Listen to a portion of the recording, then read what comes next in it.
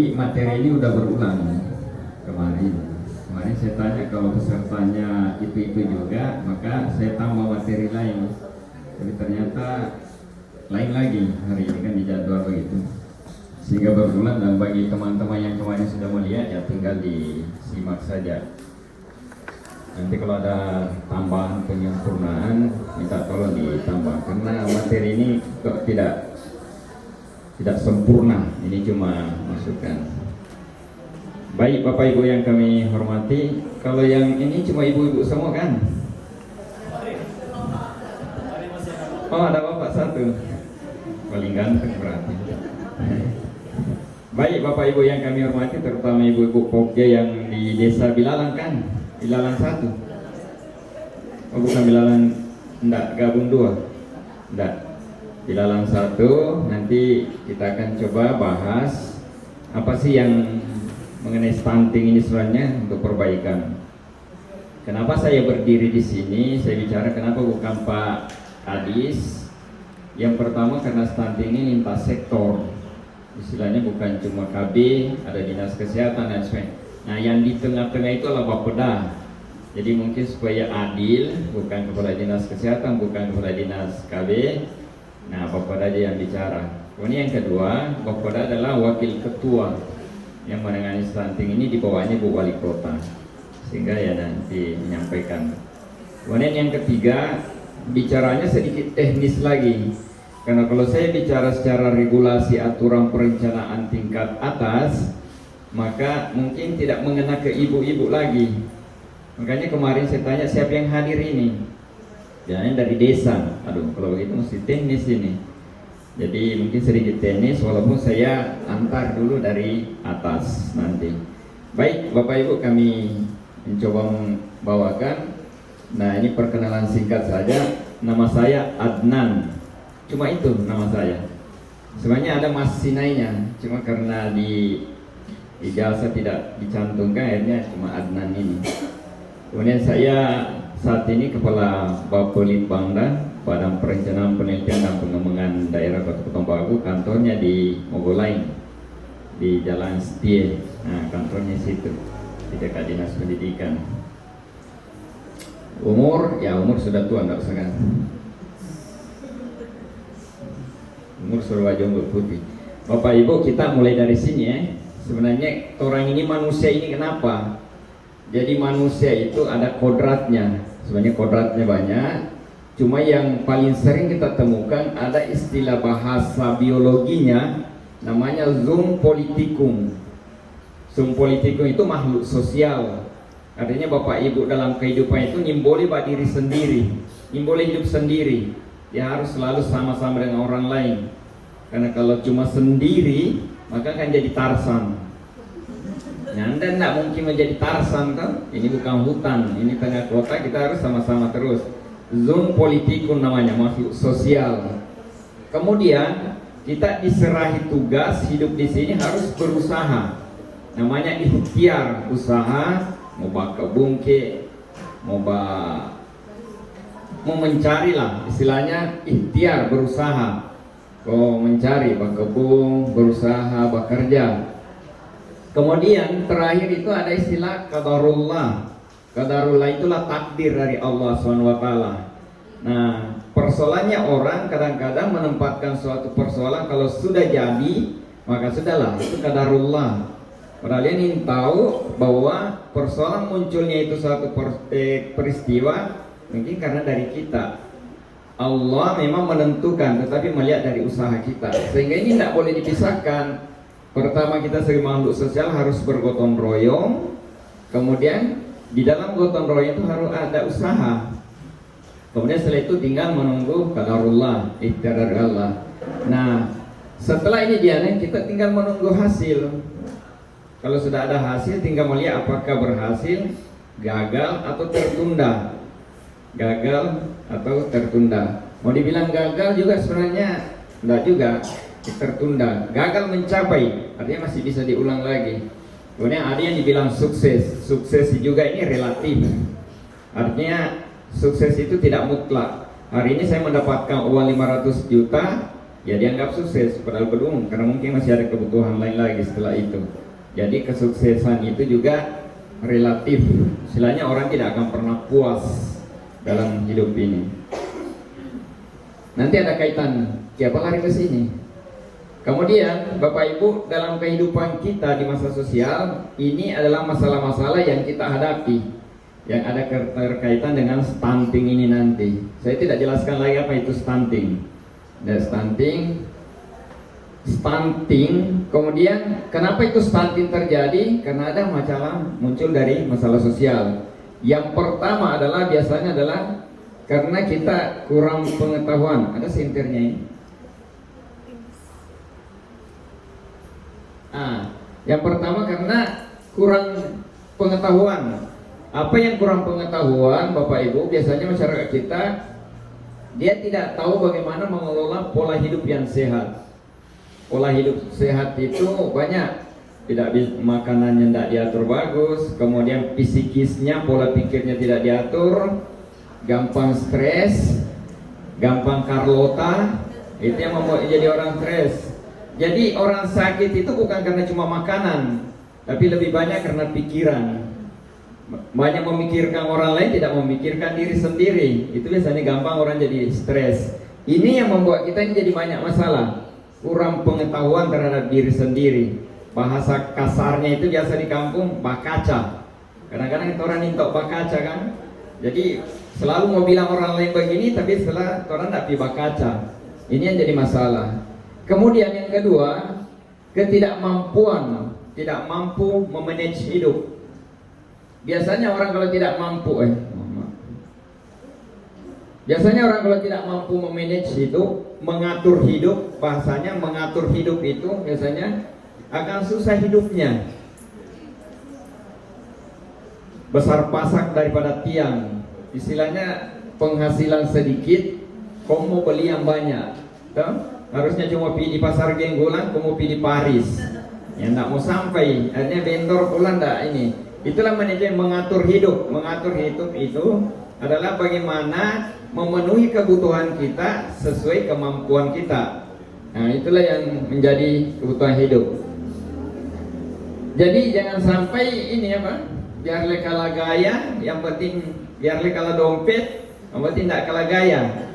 Betul, di penampilan bagus, tapi nanti berujung ke stunting anak-anak kita karena gizi di rumah sudah tidak terpenuhi. Kemudian yang ketiga, lingkungan tidak mendukung kesehatan lingkungan kita, Bapak Ibu. Jadi selama ini orang perhatikan rumah kita ada becek enggak? Bersih enggak? Alhamdulillah kalau di Kota Bagus sebenarnya orangnya bersih-bersih. Tetapi banyak orang yang tidak bersih. Jadi itu merupakan sumber penyakit semua. Dan yang ketiga adalah tidak peduli. Tidak peduli.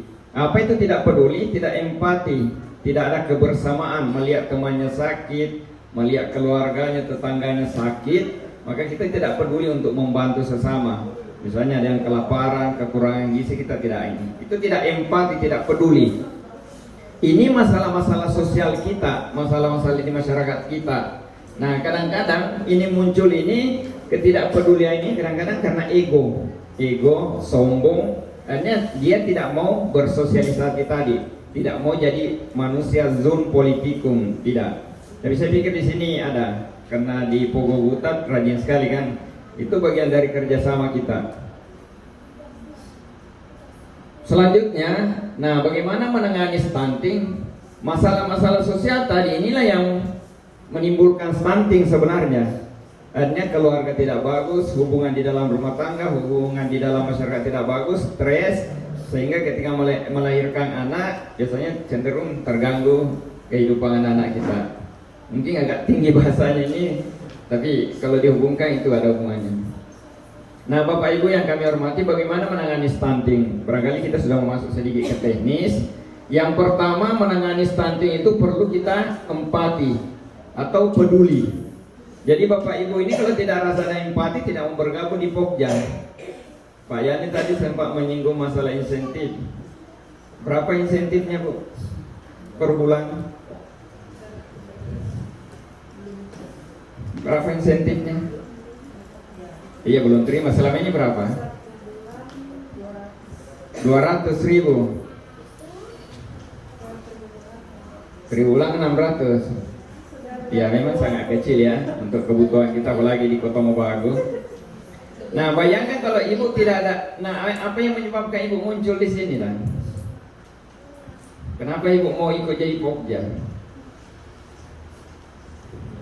Ya mungkin karena ini rasa empati ini toh, peduli, kasihan.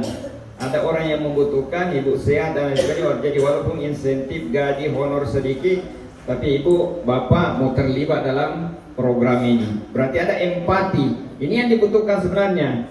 Nah apa nanti hasilnya? Kalau honornya enggak, berarti ibu dapat amal jariah nanti. Insya Allah.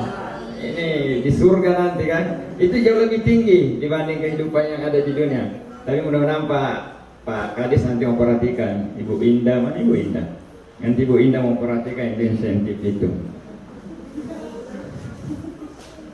Nah setelah ada empati, sudah ibu ini sudah empati, sudah peduli, sudah mau bekerja.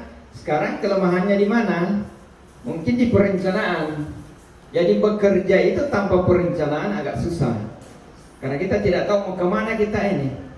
Biasanya kalau orang mau ke Manado, ya ke Manado saja. Tujuan ke Manado, tapi tidak jelas mau kemana. Orang Barat itu kalau mau ke toko, dia catat dulu dari rumah apa yang dibeli.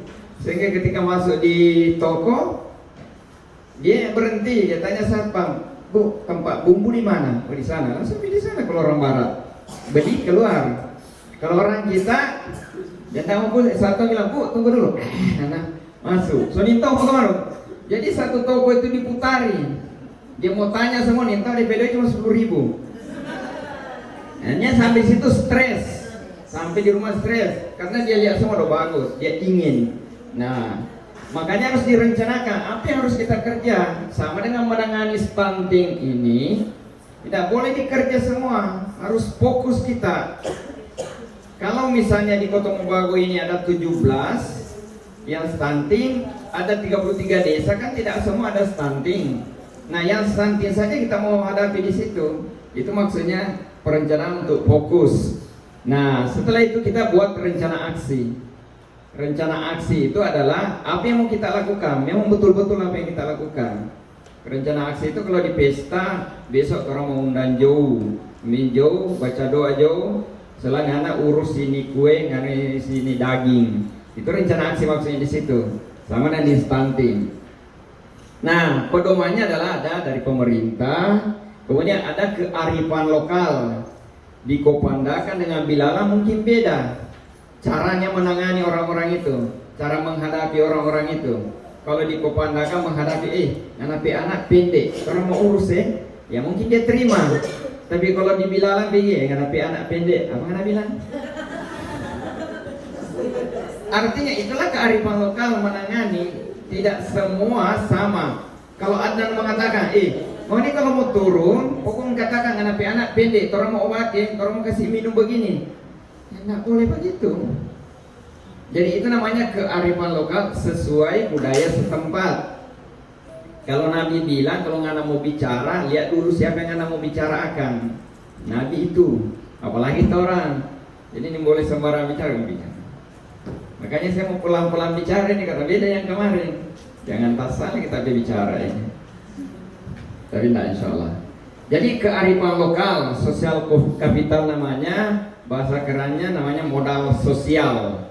Nanti itu harus selesai. Jadi tinggal dipikir-pikir di Bilalang kira-kira bagaimana dibicara ini selesai ini. Kemudian setelah kita merencanakan, nah ada yang namanya implementasi dan pelaksanaan. Bagaimana caranya supaya terlaksana dengan baik? Apa yang ibu-ibu butuhkan terlaksana dengan baik? Yang pertama kebersamaan.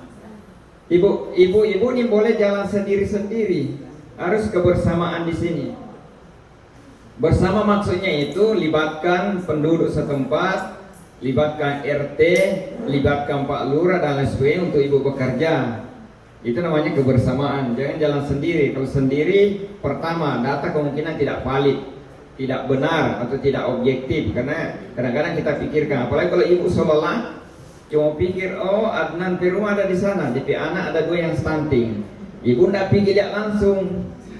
itu harus tinggi dilihat langsung, kan ini masalah nasi. Setelah dilihat, itu pun kelihatan pendek tapi belum tentu itu diukur lagi kan. Nah itu perlu kerja begitu. Itu namanya tuntas. Jadi bukan cuma bilang Adnan anaknya stunting, selesai. Nah, tuntas namanya itu. Yang tuntas itu selesaikan sesuai aturan. Bagaimana menentukan seorang yang stunting? Dilihat, diukur, kemudian dicatat. Itu namanya tuntas. Kemudian berkelanjutan. Berkelanjutan itu maksudnya kan tidak anak-anak mungkin selesai diukur, tapi besok ada lahir lagi, dipantau lagi. Jadi ada terus muncul anak ini yang harus diukur apakah dia stunting atau tidak. Itu namanya berkelanjutan, namanya sustainable. Berkelanjutan. Nanti banyak penjelasannya. Nah, terakhir setelah kita laksanakan semua itu, kita evaluasi apakah pekerjaan kita itu sebetul atau tidak. Jadi Bapak Ibu yang kami hormati, mohon maaf ini, kadang-kadang kita itu kalau habis bekerja, kemudian serahkan ke pimpinan, kadang-kadang pimpinan koreksi kan, ini tidak betul, muncul orang emosi lagi, emosi. Sobah kerja kok orang siang malam sudah jam periksa itu kasih kemari itu doi. Kadang-kadang kan begitu kan. Nah, orang harus menyadari tadi sebagai manusia biasa kadarullah bahwa orang ini bukan manusia sempurna. Jadi ketika menyerahkan pekerjaan, tunggu akan dulu pimpinan. Ini diperbaiki. Mau sabar? Bekerja sosial ini mesti sabar. Jadi hal seperti itu, nimbul emosi. Pak, kita ini sobat kerja seolah terima juga itu data itu. Bapak Ibu yang kami hormati, ini persoalan sosial, persoalan kesehatan dan persoalan nasib orang. Sehingga orang mesti sabar. Ketika kita mengatakan bahwa anak ini stunting atau anak ini tidak stunting padahal dia stunting, nah itu menyangkut masa depannya. Jadi harus diperhatikan baik-baik terhadap itu. Nah, ketika kita evaluasi, ada istilah perbaikan sebagaimana yang saya sampaikan tadi. Dianggap tidak berhasil karena dianggap masih kurang, ya diperbaiki data itu. Sehingga orang harus sabar di situ. Kemudian kalau sudah berhasil, artinya kelompok yang satu sudah berhasil, apa yang kita lakukan adalah berusaha meningkatkan pekerjaan itu. Kita tingkatkan, tindak lanjuti lagi, kira-kira apa yang lebih bagus lagi nanti supaya lebih selesai. Kemudian perencanaan. Nah, di perencanaan tadi ini saya coba bagaimana menangani stunting yang ada di wilayah. Kalau saya contohkan bisa per Pokja, bisa per RT. Kalau ini saya contohkan di RT. Nah, kalau Bapak Ibu mau menyelesaikan stunting satu desa agak susah, agak berat. Kasih kecil skopnya, fokusnya di RT, di tingkat RT. Kalau perlu di tingkat RW, mana lebih tinggi RW atau RT? RW lebih tinggi kan? Berarti kita turun ke RT. Nah, Bapak Ibu, apa yang Ibu boleh mau lakukan? Yang pertama hubungi RT. RT, yang pertama kita bentuk namanya gugus tugas. Pokja juga kan? Pokja juga di RT. Di RT belum ada Pokja kan? Belum. Jadi bentuk namanya gugus tugas di RT. Hubungi Pak RT, belajar hubungi baik-baik, berkomunikasi dengan baik, bekerja sama dengan baik agar membentuk satuan gugus tugas di RT tersebut. Nah, nanti akan dibentuk surat keputusan lurah. Jadi setelah dibentuk gugus itu panitia, makanya ada surat keputusan lurah kelurahan. Yang bertanggung jawab adalah ketua RT di situ. Kalau ketua RT so biasa begitu. Ada yang ketua RT enggak di sini? Nah, kalau ketua RT sedang menangani perkawinan boleh, Pak. Kemudian setelah dibentuk ini, mulailah kita mendata. Nah, pendataan. Anggaplah misalnya kita bentuk tanggal 20 September. Kemudian tanggal 22 sudah mulai mendata. Bahan-bahannya tentu apa? Kertas, koin. Kemudian siapa yang melaksanakan adalah seksi data. Jadi di gugus tadi itu ada seksi data, ada seksi dana, pokoknya terserah. Itu kearifan lokal di kampung masing-masing. Nah, apa yang didata ini berubah. Jadi ketika kita mendata, Bapak Ibu juga bahasakan kepada orang-orang yang didata itu, supaya untuk kemudian mendata dirinya sendiri nanti, namanya self assessment. Jadi bukan Bapak Ibu yang badata terus, bukan gugus tugas terus yang badata. Misalnya datang ke Pak Adnan, Pak Adnan, orang mau badata, ya apa mau data? Ini mengenai keluarga Pak Adnan, orang mulai apakah ada yang stunting atau tidak.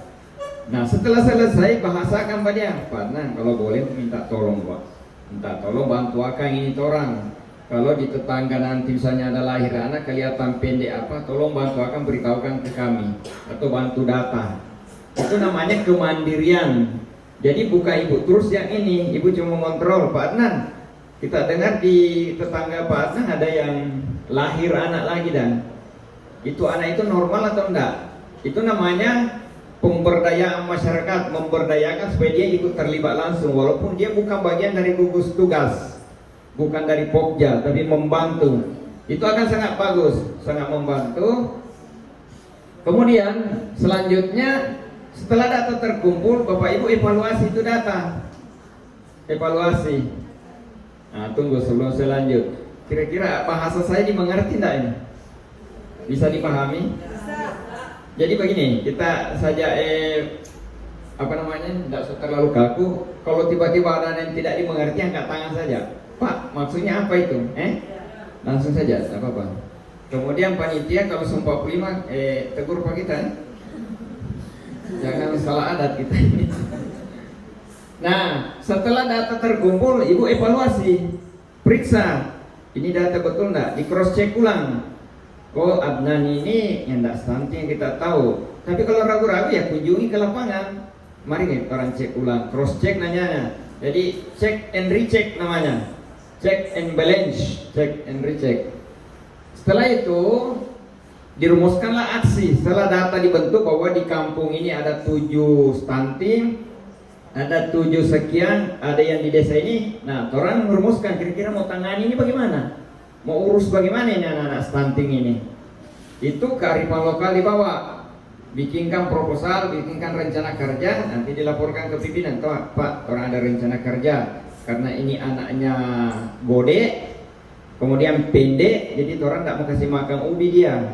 Orang mau kurang makanan rotinya, orang tambah ikan supaya dia naik ke atas, bukan naik ke samping. Nah, itu cara maksudnya begitu. Itu rumusan aksi. Jadi rumusan aksi ada namanya gugus tugas. Setelah itu implementasi. Jadi tadi sudah rencana, ada yang makan roti, ada lain sebagainya. Kemudian setelah selesai diputuskan, dilaksanakanlah itu. Ada yang diberi obat-obatan, ada yang dikasih olahraga dan lain sebagainya untuk menangani sesuai proporsinya. Jadi ketika kita mendapatkan data tentang stunting, kita tanya ke dinas kesehatan atau lain, Pak, anak ini sakitnya begini. Nah, kira-kira menangani stuntingnya bagaimana? Ini anak ini penyebabnya begini, penyebabnya begini. Jadi tiap anak itu lain, tidak boleh secara sama-sama, akan beda nantinya, akan beda. Apalagi perempuan dan laki-laki beda. Laki-laki mau dikasih susu, perempuan kasih susu beda itu. Biasanya perempuan cepat dia menggemuk. Kemudian habis itu dilaporkan. Jadi ini urutannya, membuat rencana aksi. Habis ini dipahami? Oke, kasih. Nah, apa yang dilaporkan? Laporan, banyak laporkan nanti. Kalau mau merumuskan nanti, misalnya membuat rencana, ibu-ibu tidak terlalu paham, nah cari ahlinya. Cari koordinasi dengan dinas kesehatan, koordinasi dengan KB di sini, minta bantuan dan kirim akan orang di sini, orang mau bikin rencana aksi di RT ini, supaya orang ini. Namanya volunteer. Volunteer itu adalah tenaga ahli yang tidak dibayar. Sukarelawan dan banyak di sini sukarelawan di sini. Ada Pak Ramjang, banyak di sini. Ini yang SKPD tahu bikin rencana aksi semua. Gunakan mereka. Kalau di Bapeda ada Bu Novita itu, Bilalang tak? Nah, itu Bu Novita itu. Nah, bagaimana mengevaluasi data, Bapak Ibu? Ini yang penting sekali di penanganan stunting, evaluasi data kita. Ini tolong diperhatikan. Ketika ada data stunting yang masuk, Ibu sudah dapatkan, tolong petakan ini, petakan, kelompokkan. Yang pertama, Ibu harus petakan bahwa anak stunting ini dia berasal dari kelompok keluarga yang tidak mampu. Ibu kan bisa gambarkan toh, mana yang tidak mampu, mana yang mampu. Kemudian kelompok yang mampu. Jadi petakan di situ mana yang mampu dan mana yang tidak mampu, karena akan berbeda perlakuannya nanti. Kalau yang tidak mampu tentu kita intervensi oleh pemerintah. Tapi kalau yang mampu sudah jauh, mau intervensi orang mau atur sendiri, nanti lain perlakuannya. Kemudian mana yang stunting dengan kondisi lingkungannya tidak bagus. Ada orang stunting di lingkungan yang bersih, tengah kota, di elit, di rumah elit, dia stunting. Berarti bukan penyebab lingkungan itu, mungkin penyebab lain, makanya itu penting. Tapi kondisi lingkungan, rumah dan halaman, mungkin ada PC, drainase tidak bagus, gorong-gorong tidak bagus, mungkin pelihara ayam di dapur dan lain sebagainya, pelihara nyamuk, pelihara toke, cecak. Kan cecak itu kan banyak yang pelihara cecak. Kalau rumah tidak bersih, otomatis cicak akan berkembang di situ. Nah, tai cicak itu banyak sekali bakteri kan, bakteri E. coli itu merusak itu bikin stunting orang. Kalau cicak itu pergi di makanan, kemudian kasih tinggal kotoran di situ, maka itu bakteri masuk. Kemudian buang air sembarangan, E. coli juga di situ, itu membuat pertumbuhan tidak bagus. Nah, itu yang mau dilihat, lingkungannya begitu enggak orang itu, kotor enggak. Nah, kemudian yang ketiga, cari ketika dapat anak yang stunting, coba cari tahu dulu keluarganya. Tanyakan neneknya, bapaknya, ibunya, ada enggak yang stunting? Ada yang stunting? Misalnya Adnan ngadepi anak ini stunting Adnan. Coba lihat Pak, ada enggak Adnan stunting enggak? Lihat bahwa Adnan enggak, ternyata di titik saya ada. Berarti itu kemungkinan ada faktor gen, namanya DNA, gen, riwayat keturunan dan itu. Nah itu juga nanti dikonsultasikan ke Bu Indah. Bu Indah, kalau dia bapak neneknya stunting, bagaimana menangani dan? Berbeda itu yang stunting karena penyakit dulu, berbeda dengan turunan. Nah bapak ibu kan sudah tahu itu di kampung itu mana stunting. Kalau banyak stunting gara-gara turunan itu di Bintauna mungkin. Di Bintauna itu kita pernah di Bintauna ada nama Huntuk. Orangnya pendek-pendek begini. Saya pernah di Bintauna 2 tahun jadi tahu sekali. Jadi Pak teman dengan pendek begini. Tapi mereka orang tete-tete. So tete masih pendek begitu. Nah ini yang perlu Bapak Ibu harus tahu. Itu namanya evaluasi data. Kemudian terakhir adalah baca cerita dengan dia. Ketika anaknya stunting, baca cerita dengan ibu itu.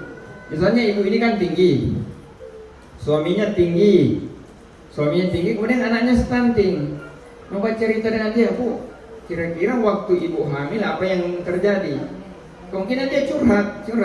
Tuh waktu kita hamil cuma makan Indomie terus Pak. Berarti persoalan gizi, toh? Kemudian tuh waktu kita hamil suami kok jaga pukul Pak kita, nah bagaimana kok kurang di kafe terus? Nah, berarti persoalan psikis kan, stres, itu nanti stres, berarti stres dia. Oh waktu kita hamil kok jaga bawa madu hutang kemarin di rumah. Nah itu psikis. Jadi ini masalah psikis, ini masalah keturunan, ini masalah lingkungan, nah itu masalah mampu atau tidak dari sisi ekonomi. Itu yang Pokja harus pahami betul. Karena kalau enggak tuntas kita akan bekerja namanya sporadis, serampangan. Yang ini begini, tahu-tahu begini, kita obati dengan cara yang bersana. Kita obati begini, cara begini. Sama dengan dokter. Kalau dokter salah diagnosis, sakit kepala, orang sakit kepala, dia kasih obat sakit kepala, padahal sebenarnya bukan di sini yang sakit, dompet yang sakit. Harusnya dompet yang diobati supaya tidak sakit kepala. Kita pernah begitu, sakit kepala, kita jaga minum sakit. Begitu pilih dokter, Pak, bukan bapak itu enggak, bapak kena mah. Ternyata lambung yang ini, itu menyebabkan sakit kepala. Jadi ketika diobati lambung, selesai tuntas di sakit kepala. Sama dengan ini Bapak Ibu yang kami hormati. Oleh karena itu, evaluasi data-data Ibu yang dapat, tolong ditelusuri ini di kampung, di desa. Apa kira-kira anak ini stunting, dia di mana kira-kira di sini? Setelah itu dilaporkan. Kemudian setelah itu setelah jadi baru kita bikin program. Ini diselesaikan dengan cara apa, ini diselesaikan dengan cara apa, bagaimana caranya. Itulah gunanya Pokja di kabupaten. Pokja di desa berkoordinasi dengan Pokja kabupaten. Pokja kabupaten, kota akan berkoordinasi dengan ahlinya, dokter, psikolog, psikiater, dan lain sebagainya. Itulah maksudnya rencana kerja yang sistematis. Nah, Bapak Ibu, bantuan gizi anak yang tidak mampu, ini yang saya maksud tadi. Kenapa harus dipetakan orang mampu dan tidak mampu? Ibu kan tahu mana yang tidak mampu. Kalau yang tidak mampu itu dilaporkan, ini tidak mampu, berarti pemerintah intervensi, bantu dengan dana desa dan lain sebagainya. Sekarang kalau orang yang mampu, sudah kasih tahu Jo, Pak, Bapak kan mampu, sudah Jo, Ibu atur Jo. Orang mampu, orang kaya itu ada yang stunting. Padahal kalau mau lihat banyak duit kan tak mungkin kan. Tapi karena dia mampu, dia selalu mau beli itu makanan-makanan yang bagus. Dia cuma beli yang enak di leher, es krim, junk food, itu Kentucky itu, ayam Kentucky itu, yang gode itu karena makanan. Nah itu membuat penyakit tuh, bisa membuat jadi stunting semua itu. Dia orang kaya tapi salah beli makanan, tidak tahu pola gizi. Yang tadi tidak tahu, tidak punya kemampuan dan pengetahuan. Nah, ini gambaran stunting di Kotombagu, desa Bilalang 1 kan.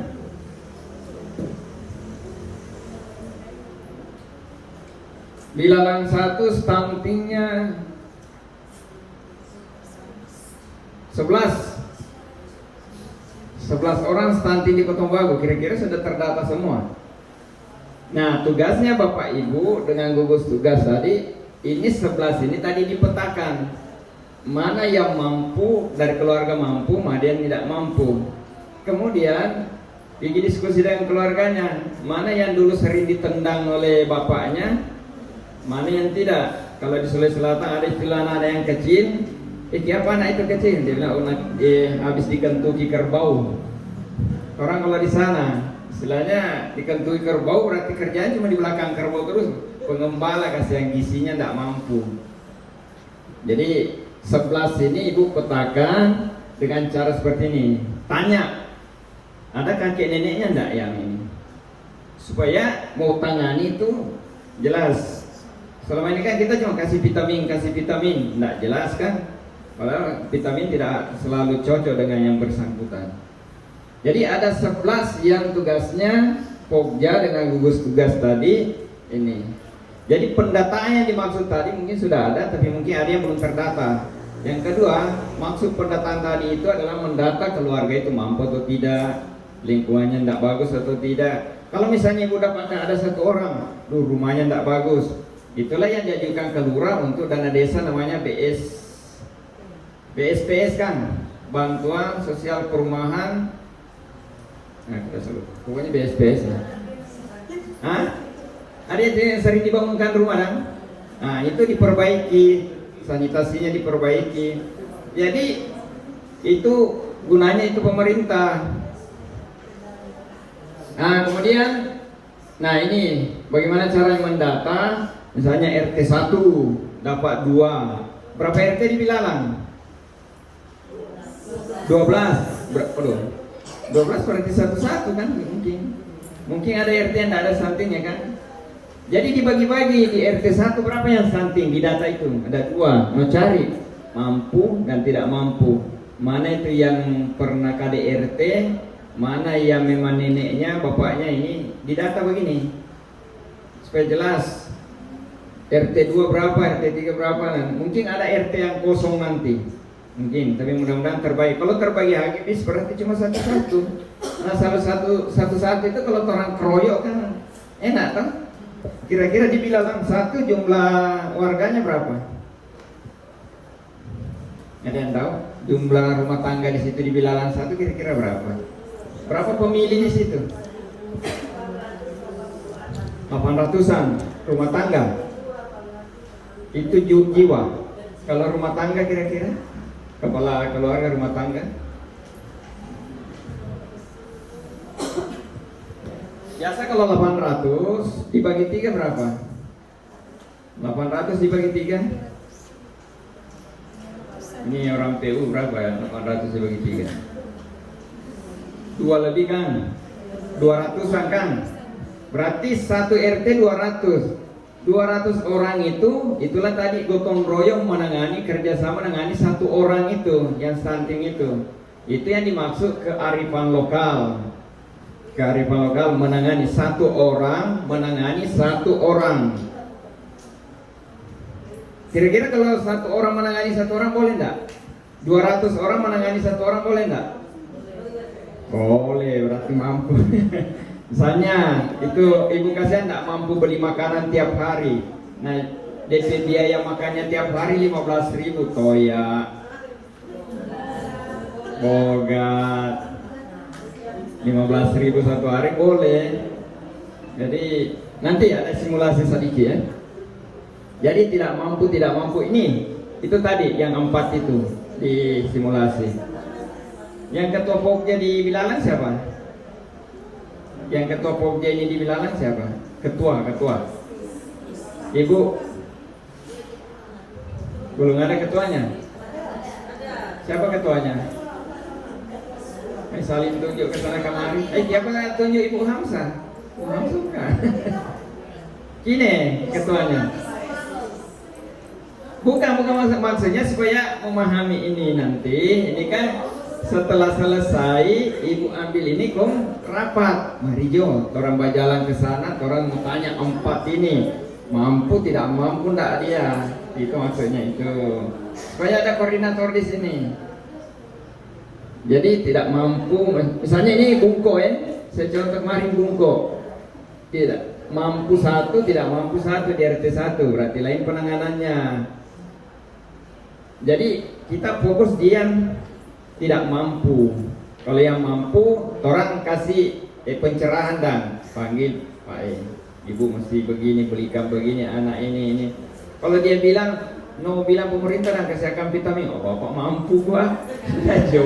Nah itu tugasnya bapak ibu. Kalau ibu-ibu biasa bawa bujuk begitu, orang biasa mau dengar. Kalau bapak-bapak orang nggak mau dengar.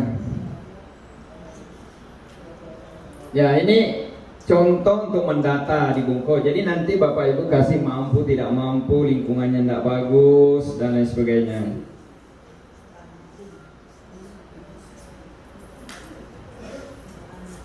Nah kalau sudah Pak ini kurang lebih begini. Nah kemudian di samping data itu ada lagi yang mau didata. Tadi ada 4 kelompok yang ibu data untuk pertama. Kalau yang sudah tadi stunting berarti tidak mampu tadi. Tapi ada juga istilahnya preventif. Sebelum ada stunting orang tangani dari awal. Apa itu yang ibu data? Bapak ibu data yaitu calon pasutri, calon pengantin. Bapak ibu harus data. Oh di RT 1 ini yang mau kawin ini kan?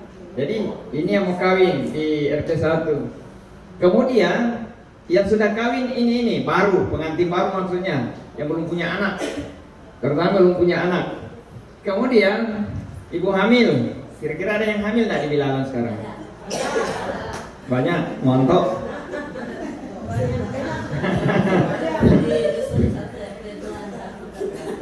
Oh yang berarti bagus ibu ini, dia sudah tahu. Berarti ibu tahu persis, ibu keluarga. Terakhir orang tua. Nah begini penjelasan sederhananya. Ibu cari calon pengantin yang di Bilalang. Banyak ya? Aduh, kasih kurang dulu Pak, saya nanti mau pilih undangan. Iya waktu saya nanti mau pilih pagi, sore, siang nanti. Ya ini calon pengantin ibu cari. Kalau dapat, wanti-wanti dia, ingatkan, Bu, pergi dulu di kelurahan sebelum kawin, pergi di KB, pergi di pemberdayaan anak yang di jalur 2 di depan PLN, pergi di situ belajar dulu, belajar di situ bagaimana supaya tidak KDRT, kekerasan dalam rumah tangga. Jadi ibu-ibu dipukul oleh laki-laki, laki-laki dipukul oleh perempuan. Sekarang terbalik sekarang. Kalau dulu perempuan yang selalu dipukul laki-laki, sekarang banyak yang dipukul perempuan sekarang. Ya. Nah, kok bawa langsung. Jadi ikutkan. Kalau masalah stunting datang ke sini di kantor ini, bawa kemari. Kalau stunting, tapi kalau KDRT bawa di IPA. Tapi dua sebenarnya. Kalau Pak Yani kan ahli KDRT. Itu calon pasutri. Kemudian temukan lagi yang sudah kawin. Yang sudah kawin itu harus tahu persis itu gizi tadi. Bilangnya karena ini ada mau hamil, karena kan baru kawin kemarin toh, tentu mau bekerja dengan suami mau hamil toh, mau kasihan kalau ngana mau hamil, kasih bagus itu makanan, jangan selalu makan mie. Kita lihat hobi makan mie ojo toh, boleh makan mie ojo, tapi tambah sedikit buah biar cuma sedikit, harus ada daging, kalau tidak ada daging ganti dengan tahu, tempe. Kemudian harus ada ikan, karena persiapan mau hamil. Kalau enggak, nganapi anak mau cebol, stunting. Apa bahasa Mongondonya cebol? Panda. Panda itu binatang, orang beruang dah. Masih ada waktu? 4 menit lagi. 4 menit lagi, padahal bagus. Jadi nanti kalau selesai ingatkan ya. Wajib memahami proses. Jadi ingatkan itu yang mau kawin ya, apalagi di Bilalang sana. Jangan selalu cari tomek-tomek. Yang tak mau bikin hebat itu tomek-tomek. Jadi biar murah, sehat. Kangkung, boleh bayam. Penting harus ada sayur, harus ada protein, ikan, telur dengan apa itu? Tahu. Itu ada di situ. Kemudian ya lemak sedikit lah. Kemudian vitamin itu di sayur-sayur dengan buah. Nah kalau buah tomek-tomek boleh lah. Kemudian habis itu ibu cari lagi yang bumil. Nah bumil ini yang paling penting sekali. Kalau sudah mulai hamil, apalagi di bulan pertama itu penting sekali. Bilang pergi akan kasihan di fasilitas kesehatan, pergi akan di puskesmas, suruh ke sana. Ini kewajiban itu. Kalau perlu kawal, kita mau lihat pengana ya. Besok nak pergi kita mau lapor ke lurah. Jadi ini, itu kalau yang hamil. Nah sekarang kalau yang sudah stunting, ya anak-anak orang tuanya yang didekati. Bilang itu anak, orang mau datang, dia stunting kayak apa? Supaya orang mau kasih vitamin ke atau apa? Kasih olahraga dan sebagainya. Ini cara mendata. Nah ini strategi pendanaan. Nah bagaimana cara mendanai stunting ya? Tergantung kearifan lokal. Misalnya di RT ibu ada 2 yang stunting kan? Dan dia tidak mampu, orangnya tidak mampu.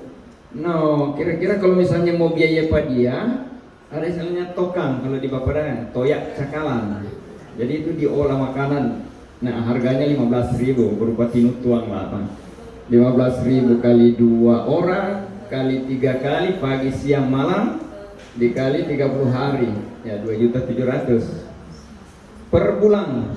Jadi per tahun berapa? Ini dijumlah, kemudian dirapatkan di RT. Kasihan itu orang mau bantu, orang tuh mau bersedekah akan. Itu orang pijam amal jariah itu mau ke surga sana. Surga yang tidak dirindukan ini. Jadi kira-kira orang mau bantu enggak bersedekah, berimpak apa? Mungkin banyak yang tergerak itu. Taruh di media sosial, taruh di Facebook. Para dermawan dermawati, ini anak ada yang stunting, ini nomor rekening Pokja Bilalang. Banyak yang begitu, tiba-tiba DPI tak isi di saya tuh 500 rupiah, 1000 rupiah, kan lumayan. Artinya itu banyak cara untuk menangani anak itu bagian dari usaha kita. Kemudian pasutri juga begitu dihitung, kira-kira pasutri yang tidak mampu, kira-kira kebutuhannya apa, nah bagaimana caranya membiayai. Itu yang namanya tadi kearifan lokal. Namun kalau tidak mampu, ya ada cara kedua. Coba-coba bikin kebun. Bak kebun supaya itu sayur nak beli. Ini cara bak kebun. Gampang sekali mau bak kebun. Cari tanah ya minimal ukuran 10 kali 20 tiap RT. Pasti kalau dibilang masih banyak kan. Cari kebun begini ya. Kau beli kompos. Jangan olah itu tanah. Setengah mati lama prosesnya. Beli kompos 100 karung 15.000 kalau di Tabang ada itu 15.000 biaya 1.500.000. Kemudian bibit sayuran, nanti baca cerita dengan Pak Ranjang. Pak Ranjang juga orang Bilalang. Nanti dia mau bantu bibit. Beli pompa supaya tidak susah basiran kan. Tinggal mau putar tanam bawang itu, putar tiap hari. Kemudian selang, kompor. Kemudian beli obat-obat dan jaring untuk menghalangi ayam. Di Bilalang banyak ayam kan. Ayam bakumis juga ada. Nah, ini caranya supaya itu sayur-sayur. Kalau tidak mampu tadi untuk minta donatur, bikin sendiri. Di samping kebutuhan untuk Pokja, kebun Pokja, juga untuk menangani kasihan stunting. Cuma satu orang kok PRT. Kau mau bikin sayur 10 ini anak piju makan ambil sayur situ pangana Cuma jangan ambil semua karena orang mau jual juga. Nah, Pokja juga punya penjual. Ya, bah susah. Nggak susah ini. Tambah satu orang di sini, tambah di sini 500.000 per bulan. Mau gaji orang yang berjaga ya, nganap gaji 500. Kalau orang jual sayur ini, so nganap bagian 500.000 di situ langsung penjualan. Sayur kalau sudah bawa di pasar, banyak sekali orang mau emas mungkin sudah datang di kebun Pak Ibu. Ya, Bapak Ibu mungkin itu dari saya. Ini ada durian, cuma kita tidak mau kasih. Ya, kalau ada yang disampaikan kurang lebih itu. Tapi intinya tadi bagaimana Bapak Ibu mendata tadi, kemudian mengelompokkan 4 itu penting sekali. Karena saya sudah perhatikan, orang ikuti dari tahun ke tahun, orang bekerja sporadis menangani stunting ini. Cuma kasih ini, tapi orang ingin tahu apa sebenarnya kebutuhan dia, sakitnya apa, dan lain sebagainya. Hah? Sakitnya dari situ. Sakitnya di Popoji. Ya, makanya kalau supaya tidak sakit sendiri di Popoji, pertama kebersamaan tadi, Pogo Buta, Potolu Adik, ya, sama-sama bikin kebun, bikin donatur, atau bikin website tadi, buka rekening untuk stunting, kirim. Biasanya banyak yang tertarik itu. Apalagi kalau bilang ini stunting kok anak yatim. Banyak yang mau taruh di rekening Bapak Ibu itu. Nah, ada rekening, buka gampang sekali Pak, cuma gigi di bank so tak buka. Barangkali demikian Bapak Ibu, mohon maaf atas kekurangan. Kalau ada yang mau didiskusikan silakan, ada yang ditanyakan, bukan cuma saya. Ada Pak Kadis, kemudian kalau masalah agamanya ada Ibu Hamzah.